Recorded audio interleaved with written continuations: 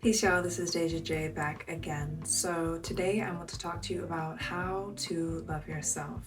Now, there is so much content on the internet about this, and I feel like a lot of it is very fluffy in the sense that people usually want to say, oh, give yourself spa days and relax and unwind and all of these different things, which I think definitely plays a part because self-care is absolutely a part of it in terms of feeling good in your body and understanding that you are worthy of taking care of yourself and creating the most optimal physical environment for yourself. But often I think part of it that is missed is the love that discipline is. I actually commented something on someone's post on Instagram. If you don't follow me there, my tag is the same as my name here. It's at Deja J. And someone responded to me expressing how much we need self-love by saying that self-love makes you soft and weak and it's a drug the same as alcohol or something like that. It was someone, they seemed very enraged and they did not seem like they were coming from a place of consciousness. So I did not engage. I think I maybe asked a question of what his intentions were with his words and he didn't respond. But this also pointed to the fact to me that a lot of people think self-love is this fluffy thing, and that's what a lot of people present it as, when self-love truly is discipline. It comes from all of the things that we consider to be negative and we consider to be hard. And I just recently watched a video with Andrew Huberman, who's a neuroscientist at, I think he works at Harvard or Stanford. I think it's Stanford. And he chatted with David Goggins. And if you don't know who David Goggins is, this man, he's so very intense in everything that he does. And he's known mostly, I think, for running. He runs a lot. Like, he's had to have knee surgeries and all of these things. And he became, I think, a special ops Marine. He's just done all of these insanely difficult things in his life, and he continues to push forward no matter what's going on. He's very much an example of willpower. He's living willpower. So in this video, they go into the anterior mid-cingulate cortex is what Andrew Huberman starts talking about. And basically, this place in your brain grows when you invite some sort of friction or you invite some sort of discomfort and overcome it. So every time we make a choice to do something that we don't feel like doing but is good for us, this part of our brain becomes stronger. And the really important part of that is where they've discovered the will to live comes from. So if we're always indulging in pleasures and things that kind of take away from that discipline that we have with ourselves, we begin to have disdain for life or lack of meaning because we're not strengthening this part of our brain. So neurologically, this is something that has to be worked like any other muscle in our body. And to love ourselves, we have to continuously show up and do the things that we don't feel like doing because we know that they are good for us. Whether that be going on the run, whether that be choosing the vegetables over the donut or the fruit instead of the sweet baked good. Added sugar is so terrible. It's literally poison for the body, for the brain, everything. It's poison. And it leaches minerals from your bones. So I don't eat sugar. I don't eat added sugar.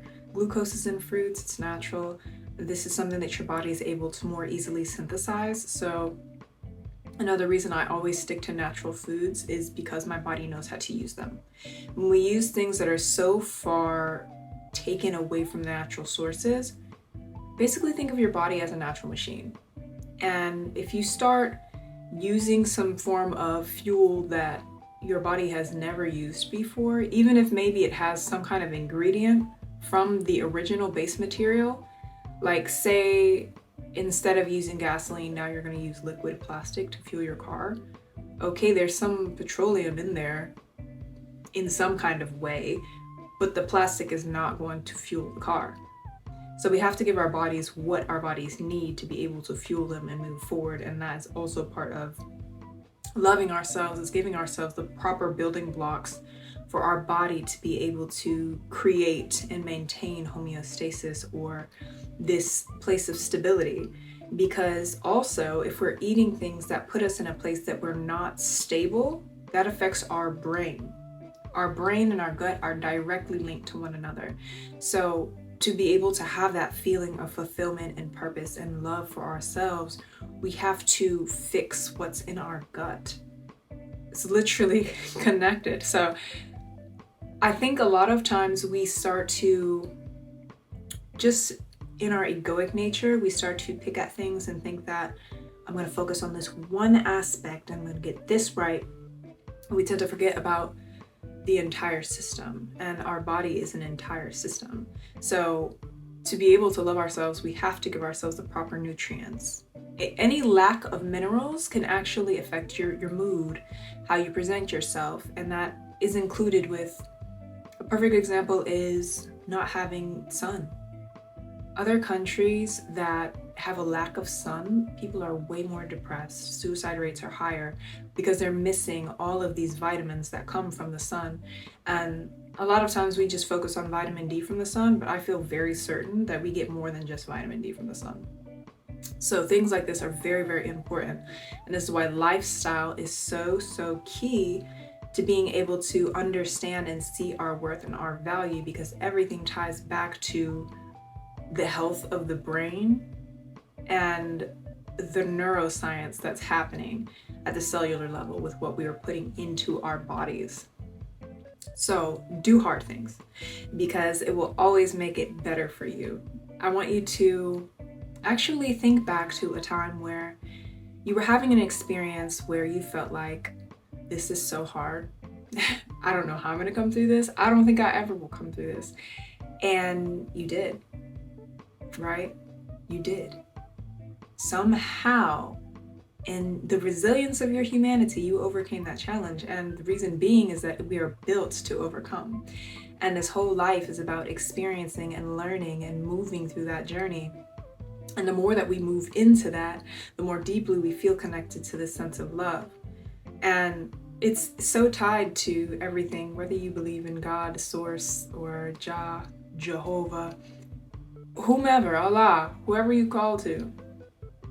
You can see, when you really pay attention, synchronicities that kind of ask, are you paying attention? Did you see that little hint that I just dropped? Isn't it insane that you just thought about this person and boom, they're presented on your path and you haven't seen them in 6 months, a year? Isn't it crazy how some of these things happen? So in remembering that we are connected to everything in that way as well, we realize our sense of purpose, and that adds to how much we're able to love ourselves, because we start seeing the bigger picture of life, of love, and how we are a part of that. And connection is so essential with that. And also, it's important just to think about our future in regard to the choices that we're making. So oftentimes, a bad habit I used to have is that I would do something I know is detrimental to me, and I would say, that's a problem for future Deja. I'm not worried about that. That's a problem for future Deja. And that was not inviting grace and ease for my future self.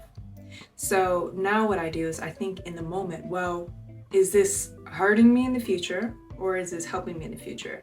And every decision that we make is either helping or hurting us. So each time you make these decisions, you have to think, even though it's difficult right now, is this going to be something that I'm thankful for in the future? And if it is, you trust yourself.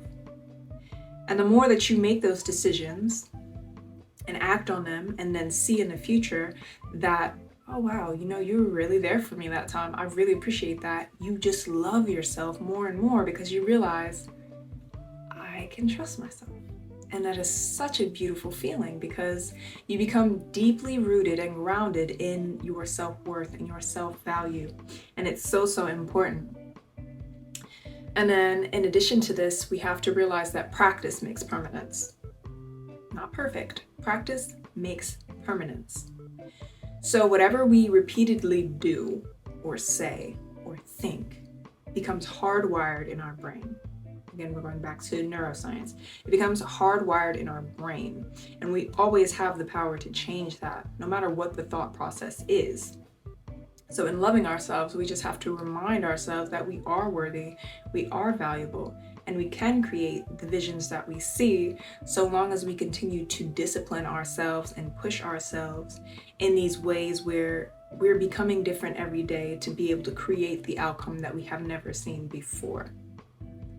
And it just all ties back to this concept of always say your higher self. Really, your higher self is the idealized self. I always think of mine as this wise woman who has had all of these experiences, and sometimes I just go to her in my imagination and I say, well, what would you do in this situation? Or what did you do in this situation? And to take a situation and to be more objective about it helps us to see things in a way that allows us to move in a way that will help us to show love and show kindness and compassion in that situation. Because it's almost like, oh, I remember when I went through that and this is what I told myself. Or even just imagining what you would tell your best friend, advice in situations, treating yourself as your best friend. And moving in that way, you just start to see, okay, all right, no, yeah, I do love you. You're great in this way and that way. And you start to become able to replace these negative thought patterns. Practicing mindfulness is also so very powerful in loving ourselves, because we come to the point of understanding what thought patterns we have and why we are having them. Now, it's very interesting to note that trauma responses are often going off in our body. And if we're not paying attention or we're numbing in some way, that we're not able to listen to them, then we're completely missing the messages that they're bringing. Every single bit of fear, of pain, of anger, it is telling us something, and we just have to sit with that and listen. So in being able to understand why we're receiving certain messages from our body and what they are, first what and then why, then we're able to identify them and we're able to nurture ourselves in the way that we need. So we start to really unpack who we are layer by layer, and we start to love who that person is more. And it's not about obtaining some sort of perfection, because you are already perfect and you are already whole, but it is about appreciating the layers of the person that you are and the person that you're always becoming, and loving each piece, even if it's a little bit scarred or it's a little bit cracked, because every single piece of it makes you so uniquely beautiful and vibrant. So it's about seeing these layers and saying, oh, okay, that's part of me, and deciding, do I want to keep that or do I want to release that? And then doing the appropriate work to have it released or have it kept and strengthened. So another thing is really just connecting to our body. So a lot of us, because we have experienced trauma, we completely disconnect. And there are things that happen in our body, whether it be illness or imbalances, that can be prevented if we are simply present in our body and paying attention. So again, this goes back to spending time with yourself and understanding through meditation and through being mindful of the sensations that you have in your feet or your knees or your legs. There's always something happening. There's always information present. And through this monitoring of ourselves and understanding that being fully present in our bodies will allow us to receive the information and activate the lessons before it has to turn into something painful, whether that be illness or cancer or anything else, that we spend that time with ourselves, because that time and attention with ourselves is loving ourselves. So again, this is a discipline, that is a practice that we have to continue to push toward and integrate into our lives to be able to experience the benefits of. Now, it's so important here just to remember that it doesn't come in a day, right? Mindfulness, it does not come in a day. It is a practice. It's always a practice. Anything is a practice. Building our focus is a practice. Even thinking about the TikTok ban that they just had for 24 hours. That was insane. So many people had such negative reactions in the sense of addiction. Not even in the sense of, okay, like this is a basic freedom, you shouldn't be able to take this, but actual addiction, because they're dopamine hits that are coming along with these quick videos, and it's just not something that's building up our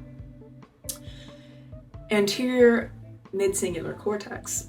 It's not building that for us. So in a sense, we are losing a will to live when we are involving ourselves in something that is so short-lived when it comes to entertainment, rather than carving deep pathways in our brain with something more constructive, like reading a book or listening to someone give a seminar for an hour and things like that. We have to practice these things, because it is in those attachments to the deeper things that we find our self-worth and we find purpose and grounding. Whenever we attach ourselves to something that is very short-lived or fleeting, we're going to feel like we're all over the place because we're not creating very strong neural pathways. Now, that's not to say that TikTok is not amazing. I think TikTok is great. I've learned so many things on TikTok. But we also have to understand the dangers that exist there and how the brain works. And understanding that it's a pleasure stimulator.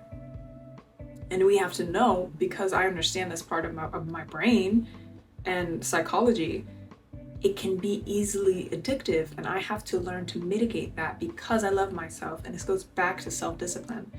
And the more times that we take where we curve ourselves in a way that we do what's best for us, even if it doesn't feel fun in the moment, the stronger our anterior mid-cingulate cortex gets, the stronger our will to live gets, the stronger our bond with life and with love and everything else becomes. Because we are here to experience, learn, and grow. And finding our purpose in who we truly are, it takes time and it takes application. Mastery of anything, especially yourself, takes time, persistence, and application, and so much discipline. But discipline is the key to loving yourself, to learning yourself, and to understand what life is really about and what's happening here. So remember, the fastest way, the easiest way, is usually not the most abundant way. And it's the same thing with our brain, and it's the same thing with loving ourselves. So I hope this helps, and I look forward to seeing you next time. Peace.